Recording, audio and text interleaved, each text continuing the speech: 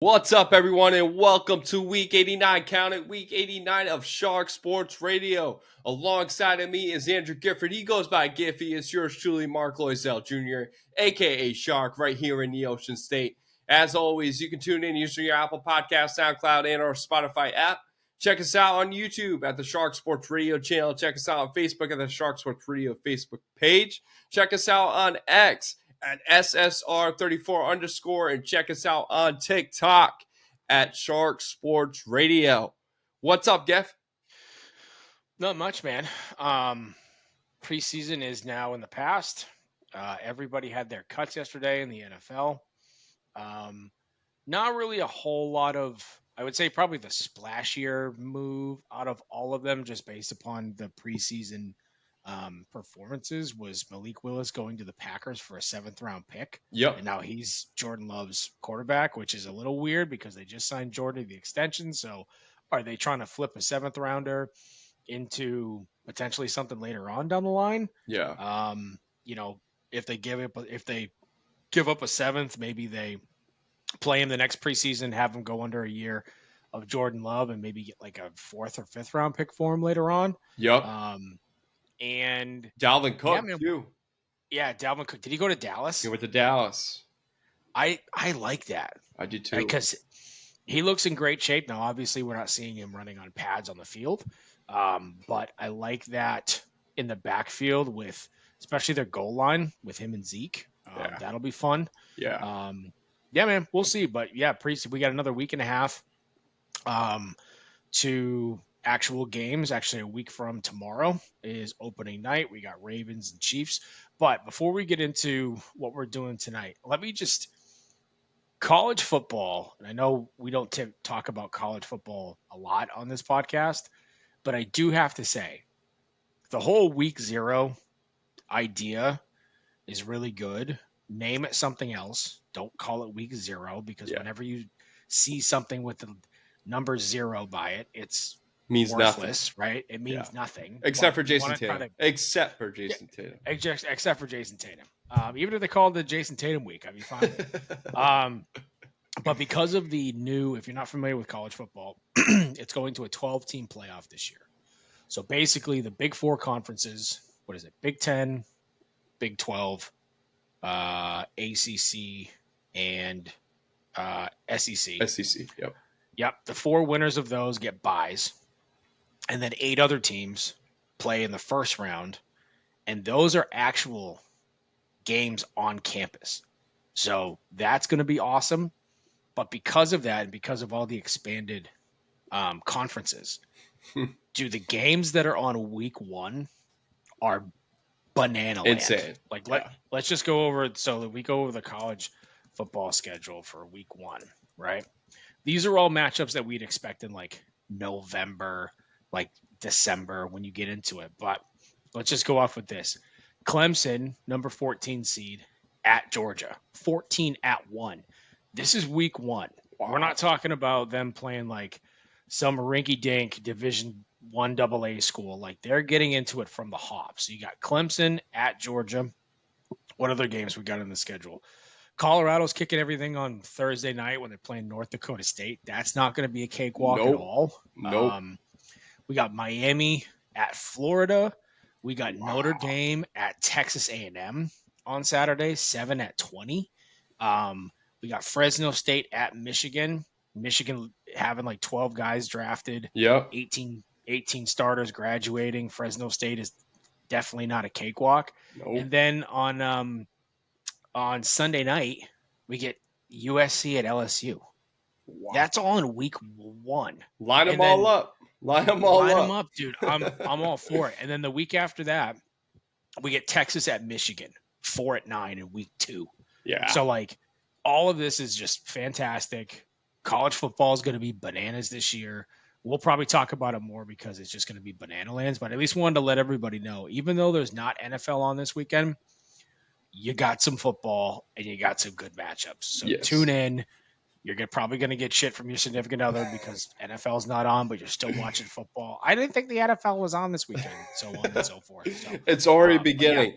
Yeah. We have breaking news off the top, though. The Celtics actually just signed Lonnie Walker to a 1-year veteran minimum deal. So that is another bench piece for the championship Celtics. They keep finding a way to add pieces to that mix. My oh my, they're going to try to go for Banner 19.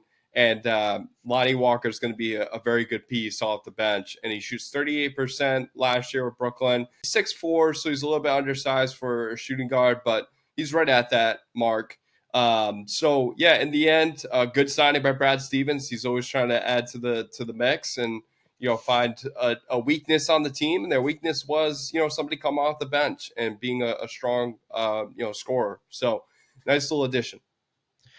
Yeah, I like it. And when we started talking before we hit record, and this reminds me a lot of the Miami Heat when they had LeBron, Wade, and Bosh. They get all these guys that are on veteran minimum contracts, right? And that basically you have the top tier guys, and then everybody else is kind of interchangeable. Now, I know they re-signed Hauser. That dollar amount was banana land to me, but anyway. But all of the bench guys, they're all going to be interchangeable. So Yep. basically, it'll be like 1 year, it'll be a certain amount of guys, and then next year it'll be another certain guys, and the year before, the guys they'll be prove it deals, they'll try to contribute, and then they'll go get paid elsewhere. That's what it kind of seems like. Right.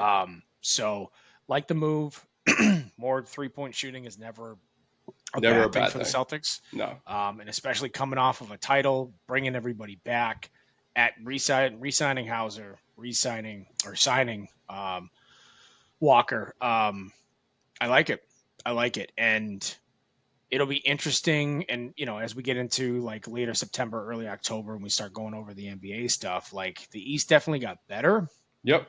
I don't know if anybody has the Celtics depth right now, but at least that it got more interesting. Got a lot. Right, you got Philly signing Paul George. You got Mikal Bridges going to the Knicks. Yep. With the Villanova connection, and who knows what Miami does. But yeah, it'll be fun. At least the East will, I think, will be a little bit more watchable, right? Oh yeah. Than just the Celtics running away with it. No, and one more thing to add. So we did hear back from Sam Smith. He is the author of Michael Jordan's autobiography, The Jordan Rules. So we're going to have him later on in a few weeks. So just wanted to give that plug in for Sam Smith, as as we all know, he's well respected in the Chicago area. So we're glad to have him on for some. Get the show started. Shark and Gift Bracket Challenge continues. This week, obviously, as we know, football is upon us, whether that's, this week with college football or, next week, next Thursday, it's the Ravens and Chiefs. So if you don't have your fantasy football drafts yet, you better get a move on it. I have 3, which is, coming up in the next couple of days. So let's rock and roll, Giff. We're going to do it by genre. I know you came up with the different categories, and they're phenomenal. So if you want to break that down first, and then we'll get right into it. Sounds good. So we've done a couple of these in the past, and basically what we do is we come up with 4 brackets, right? Kind of a March Madness style. We're not going to do 64 because that would be too long, and frankly, I'd run out of stuff to write. So we do 4 brackets, 4 different categories, and then we pick a winner from each of the individual brackets. And again, we're covering individual fantasy football performances in one season. So we have 4 different categories from that. We'll vote on who wins the bracket. At the end, we'll do bracket winner versus bracket winner, bracket winner versus bracket winner. And then the final 2 we'll put on X, we'll put on Instagram for what you guys vote on as the overall winner. So without further ado, our first bracket. This is the Banger and Be Gone bracket, which is the biggest one-hit wonder season in fantasy football history. So basically, we're not talking about superstars. No. We're not talking about maybe somebody that had a good season, fell off, and then had another good season. These are the out-of-nowhere fantasy football performances of all time, right? So our first matchup is number 1 seed Peyton Hillis. And the reason why he went on number 1 is he's the only guy in this bracket to get his own Madden cover, which is Yep. bananas, by the way. Insane. And against the number 4 seed, Brandon Lloyd. And for everybody who just went, who? We'll get into it in a second. All right, so number 1 seed, Peyton Hillis. So this was in 2010 with the Cleveland Browns. He had 270 carries for 1,177 yards, 11 touchdowns, receiving 61 receptions for 477 yards, 2 touchdowns. He finished the season as an RB3, so the 3rd highest rated running back in all of fantasy, 18.4 fantasy points per game. Now, a couple of tidbits from that season. He had more PPR points, so if you're in a fantasy league that gets points per reception, he outscored the names of Jamal Charles, Adrian Peterson, and Chris Johnson by the time that 2010 was CJ2K. So if you're thinking about he outscored all those guys, which again kind of solidifies definitely a one-hit wonder. But yeah, he was RB3 in all the fantasy leagues. And secondly, like I said, he got a Madden cover out of it. Like Madden he wasn't 12. even the high. Yeah, Madden 12, and made the Madden cover of the 2011 season. But I don't know if we call this a Madden curse or not. But the reason why he's a one-hit wonder is because he never eclipsed 537 yards. That was the 2nd highest total, and every other season was under that. Okay, so he's the number 1 overall seed in this category because he got his own Madden cover out of nowhere. So he's taking on Brandon Lloyd. This was also in 2010.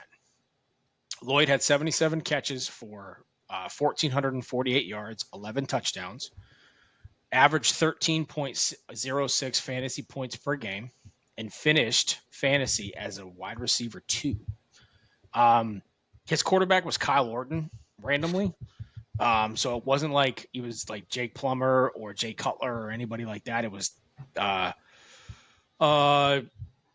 Orton. And during the course of the year, he had 4 20-plus point fantasy games throughout the entire year. So Peyton Hillis versus Brandon Lloyd. I'll give you the floor first. Yeah, so this is a good one. I love the fact that you gave Peyton Hillis the number 1 seed due to the Madden cover for Madden 12. Now, when I think of the one and dones, right? It's guys that came out and they had unbelievable amount of performances in that season, and then they really didn't show for the rest of their career, right? And like for me, Brandon Lloyd didn't have that bad of seasons moving forward with the Rams. He still played with the Rams, obviously with the Broncos, and then I believe he played with the Patriots later on in his career. So, his career actually kept moving forward. So it wasn't truly like a one-hit wonder, for him. Yes, fantasy-wise, absolutely.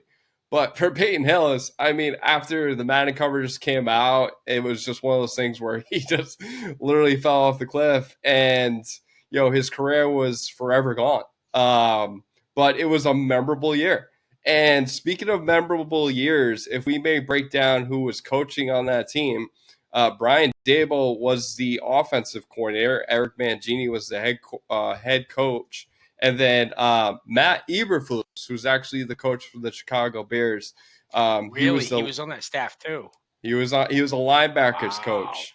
So really fun years for Cleveland during that time frame, as we will get further into it. But I'll have to go with Peyton Hillis on this one. I think this is really easy, only because Peyton Hillis, made something happen within 1 year. And then again, he fell off, and that's okay. But yeah, this one is kind of your chalk 1-4 matchup.